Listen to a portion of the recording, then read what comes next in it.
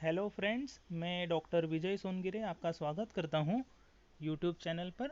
आज हम यूनिट 2 का 2.2 में जो लेसन है द थ्री क्वेश्चंस, बहुत ही इम्पोर्टेंट और बढ़िया लेसन है। लेओ टोल्स्टॉय ये बहुत ही जाने माने रशियन राइटर हैं। इनका ऑटोबायोग्राफी हम पहले पढ़ लेते हैं। He was a Russian writer regarded as one of the greatest authors of all time. He first achieved literary acclaim in his 20s with his semi autobiographical trilogy Childhood, Boyhood, and Youth. A parable is a short story with a moral lesson. A parable usually has human characters. This parable concerns a king who wants to find the answers to what he considers to be the three most important questions in life.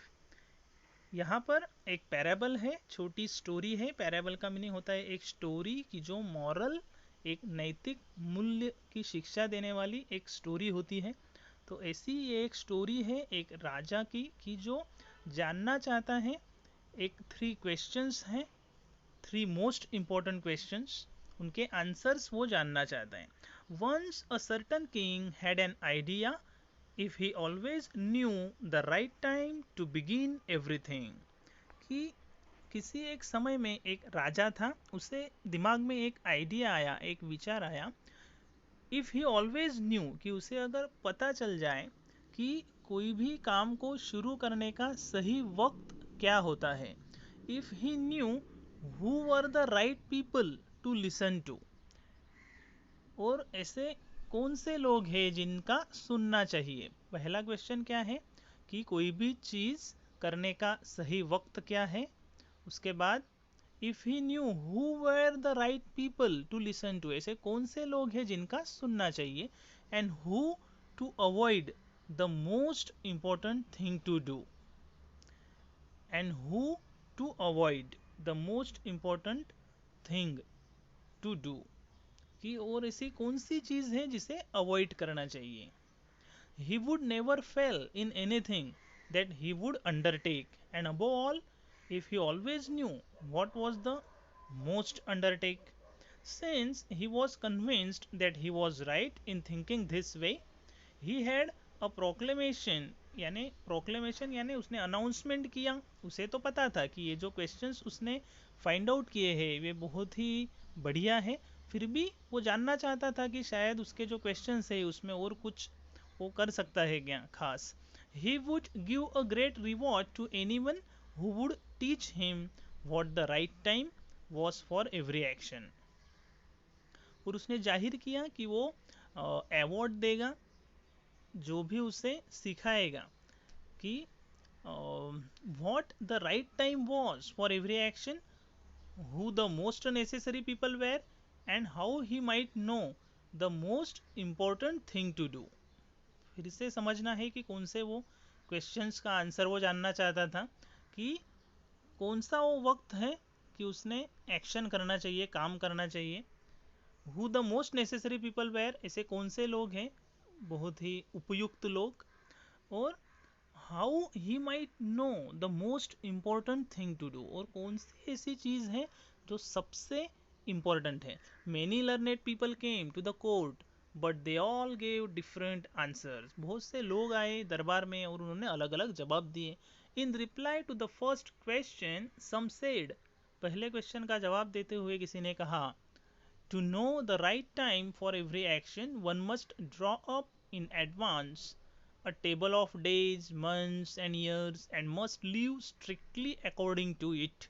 किसने बताया कि उसके लिए आपने एक table बनाना चाहिए कि जिसमें डेज मेंशन है, मंथ्स है, ईयर्स हैं, और अकॉर्डिंगली फिर वो फॉलो करना चाहिए। Others declared that it was impossible to decide beforehand the right time for every action. कुछ एक ने बताया कि ये डिसाइड करना मुश्किल है। But that not letting oneself be absorbed in idle pastimes. अगर इसका मतलब ऐसा नहीं है कि उन्होंने टाइम पास करना चाहिए, यानी फिजूल की चीज़ों में वक्त जाया करना चाहिए। One should always attend to all that was going on and then do that was most essential. Yet others said that it was impossible for one man to decide correctly the right time for every action. फिर भी ज़्यादातर लोगों को वो बताने में कामयाबी नहीं मिली कि सही वक्त कौन सा है कि जब काम शुरू किया जाए, and that the king should instead have a council of wise people. फिर उन्होंने एक काउंसिल कमेटी ही बना दी होशियार लोगों की, who would help him to fix the proper time for everything. Equally varied were the answers to the second question. Some said, अभी second question है उसके आंसर्स देखो किस तरीके से आए हैं.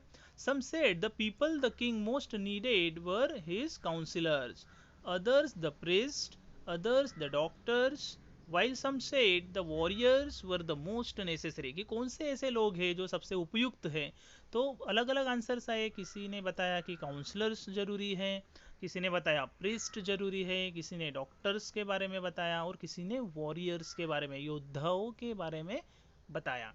To the third question about what was the most important occupation, some replied that the most important thing in the world was science. कि सबसे important चीज़ क्या है, ऐसा जो सवाल था तो उसमें बताया ज़्यादातर लोगों ने कि साइंस यानी विज्ञान. Others said it was skill in warfare and others again that it was religious worship. किसी ने बताया कि धर्म की पूजा करना यही सबसे उपयुक्त और सबसे important चीज है. The king was convinced by none of these answers and gave the reward to none. और राजा इससे खुश नहीं हुआ और उसने किसी को भी कुछ प्राइज रिवॉर्ड नहीं दिया. He decided instead to go to a hermit who was widely renowned for his wisdom. राजा ने सोचा कि उसने सुना था कि कोई हर्मिट, हर्मिट यानी ऐसा इंसान कि जो टाउन रहता है, शहर रहता है, वो वहाँ नहीं रहता है, जिसे हम सन्यासी कह सकते हैं कि जो फैमिली लाइफ नहीं जीता है, एकांत का जीवन जीता है, ऐसा उसने सुना था. और वो जो इंसान था हर्मिट, वो जाना जाता था उसके विजडम के लिए यानी ज्ञान के लिए.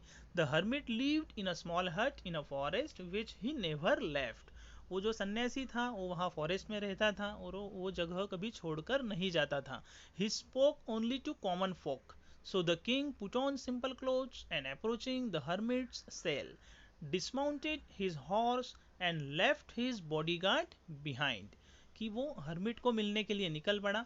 ये जो हर्मिट था ये सामान्य यानी जो कॉमन लोग होते हैं उनसे ही बात करता था, इसलिए राजा ने भी एक सामान्य तरीके के कपड़े पहने और वो हर्मिट को मिलने के लिए आगे निकल पड़ा. उसने उस घोड़े सवारी की और उसके जो गार्ड थे उनको पीछे छोड़ दिया और खुद घोड़सवारी करते हुए हर्मिट को मिलने के लिए आगे निकल गया.